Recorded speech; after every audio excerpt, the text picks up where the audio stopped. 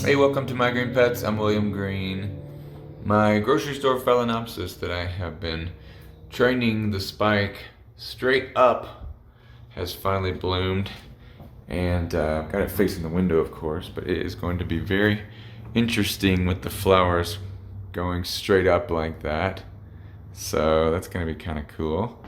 But I got a couple new plants this week. I did not intend to get three new plants. I only was looking for one, but it became three. You know how that happens. So let's go have a look and see how the tents are doing.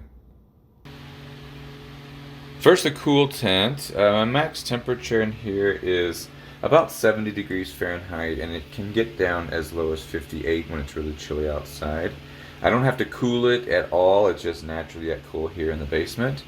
But you can see that my little experiment with my ceramic or terracotta skull that my friend sculpted for me, sticking pinguicula in there, this thing just, I mean, it's just covered in flowers. And the Pinguicula morinensis back here are starting to spread out. They're looking great. My Machu Picchu Masdevallia is still looking really nice. It's putting out new leaves, and you can see that the new leaves don't have any of those black speckles that you could see on the older leaves. And I think this is because that they are getting enough humidity, high humidity in here, by 80%, but also it's very cool. And before, so we'll see. The new leaves are still kind of, firming up. So if they're still speckle free after a few months, then we'll know that these conditions are more suited to these plants. I tried something with my Nepenthes the other day. These are tiny little Nepenthes Raja bivillosa seedlings, and Jeff Schaefer, who goes by Nepenthes God on Instagram, he bred these, and he suggested that for really, really small plants like this, you don't want to put any fertilizer on the roots because it can really damage them or set them back. But you can put fertilizer in the pitchers. The problem is the pitchers are so tiny. How do you do it? Well, if you take like a syringe, a really, really small syringe, like maybe for injecting insulin, for example, or for injecting just something that you might, like maybe after surgery, you have little syringes for injecting this anticoagulant stuff in your blood. You can actually just draw up a tiny, tiny amount of premixed fertilizer and inject it into the pitchers. And if the pitchers are so small that you can't get the syringe into the little mouth of the pitcher, you can just poke it into the pitcher and inject some nutrients in there. So I tried that this week, or last week actually, and we're gonna see how it goes. You can see that the color on these guys are really, really great. Wonderful red coloration. This one it's the largest by far. If you can imagine, all of these seeds sprouted at the same time, but this one has grown like crazy. But got a new picture on it. Looks really cool. Little teeth in there, looking good. And another picture growing there, and another one growing here. So it looks good. This is the keeper of the bunch, if you ask me. Oops. And then, otherwise we just got some other plants. These are some brassias. I think brassias, I think that they could handle some warmer day temperatures, but they do like cooler nights from what I've read. So they're just going to hang out in here for a while until they get well rooted and growing. And so, yeah, this little Nepenthes also kind of watching it. This is a Raja by Edwardsiana. You can see the roots. See those black roots in there really growing down. Look at that. Look at all of them. Doing well. This thing has experienced a bit of a kind of a slowdown in its growth, but it does have a nice new leaf it just put out recently, and could have just slowed down because of the change in conditions, but I'm hoping that we get some new pictures on it that are even bigger than this last one. Really cool cross there. Okay, let's go look at the warm tent and the new plants that I got this week. Oh yes, look at these gorgeous leaves. This beautiful plant is a Phalaenopsis philippinensis. I got it at Fantasy Orchids. They just got a shipment of them in. And although the owner, Kent, isn't a huge fan of mail order, if you want one of these things, feel free to give him a call. Fantasy Orchids in Louisville, Colorado. He might be willing to wrap one up and ship it to you. But there were several of them, and they all had slightly different leaf patterns. So this was the one with the leaf pattern that I liked the best. So even though it didn't have as many leaves, even though it does seem to be dropping that last leaf, and maybe even the second to last leaf's got a little bit of damage on it, the roots look okay, and I think it's going to be fine.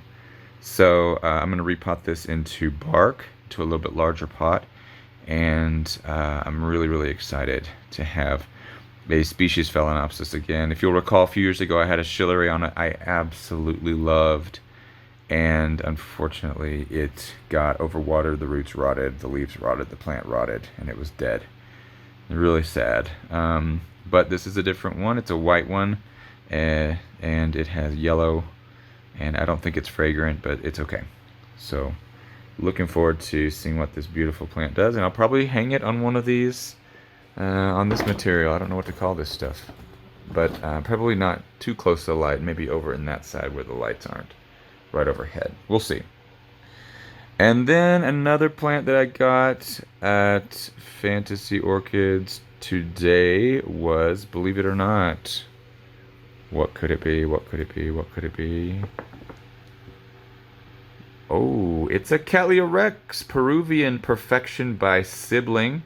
It comes from the Hilo Orchid Farm, and look how healthy it looks. Oh my goodness, look at it. It has been clearly grown to perfection. You can see the seedling leaves, and then you can see the progression up each bulb, much larger than the last. I mean, James Fang, I believe, is the guy who owns or grows at Hilo Orchid Farm, and he sure knows what he's doing with these guys. Looks absolutely fantastic. So I hope that I can keep that up.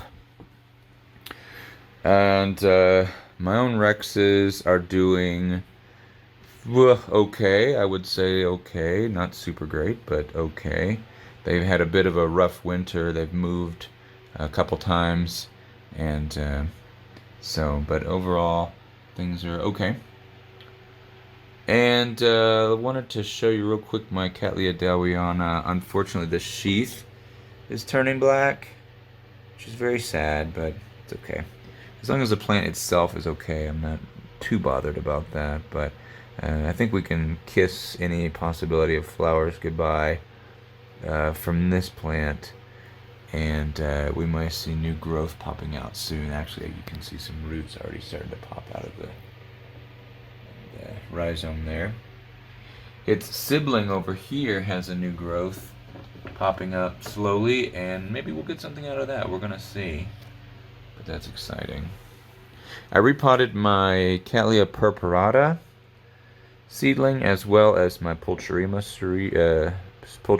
sibling, or Pulcherrima, what am I trying to say, seedling. And I just got real lazy and I just put the pots, you can see the plastic pots in there, I just potted up the plastic pots into clay pots.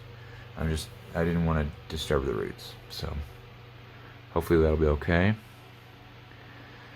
Haven't started watering the Catasetum yet, but man, I think we're getting to the point where it would probably be okay. Maybe next weekend will be the official beginning of the watering season for these guys. You can see the roots are just pouring out of this Varsovicii.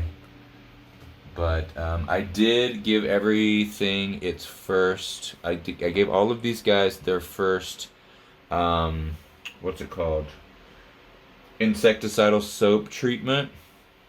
I just used the kind that I found at my local big box store. It worked pretty well last year, so tried it again this year, and I'm hoping that we can curb any potential mite population explosions this year, so that when the plants start to spike, I'm not left with a strange and difficult decision of, do I want to kill the mites and damage the flowers, or leave everything alone and watch the mites continue to eat away at the plant. So we'll see. All right, the third and final plant that I got this week. Let me just kind of, I love that I can actually walk into the tent now. Here it is. Look at this little guy. This came from In Situ Orchids on eBay. This is Bulbophyllum echinolabium Golden Gate by Self again. And I remember Jeff Tyler. He was he's the one who has In Situ Orchids. He's the owner there, and he was trying to get this plant to pollinate. He was trying to pollinate it. He was not having a lot of luck. And then apparently a fly flew into his growing area and did the pollination for him. I've tried to pollinate my echinolabium over here many times, and it's failed every single time. I don't know why. But I don't know if there's something about the fly's body that gets stuck in there. I don't know. But lots of echinolabium crosses have been made, so it's possible. I just don't know exactly why. But anyway, so now, basically, Hal, my resident echinolabium that I've had for 10 years at this point, has got a little friend. Isn't he cute? Probably many years before this is large enough to bloom, but that's okay. Put him back over here in a little bit of a shady spot, just to acclimatize. And yeah, everything is growing right along. We got a new inflorescence coming out on my Bulbophyllum lepidum here. That'll be blooming out in the next 2 or 3 days. And just growth, and trying to keep things watered. And that's got too much water in it. You can see it. You pour some water out, it's too much. There we go. Move him over there. This is my voodoo lily, or Amorphophallus cognac, and it's been potted up for a couple weeks now. Looking forward to seeing something poking through soon. And my Pinguicula cicosecta, really showing some beautiful purple coloration on those leaves now. Very cool. And the fungus gnats really seem to like it as well. Well, this guy's been overwatered too. Dump him out a little bit. There we go. Okay, great. Well, what are we at? 13 minutes. I think that's good for now. Everything's looking okay. Those growths are still coming out. Looking forward to starting the watering process, the watering season, the wet season on my Catasetinae. Lots more growths this year than we had last year, which means if we do what we need to do, we'll have lots more flowers than we had last year as well. And gonna get these new plants potted up and find a spot for them that they're gonna like pretty soon today. And that's it. So here we go.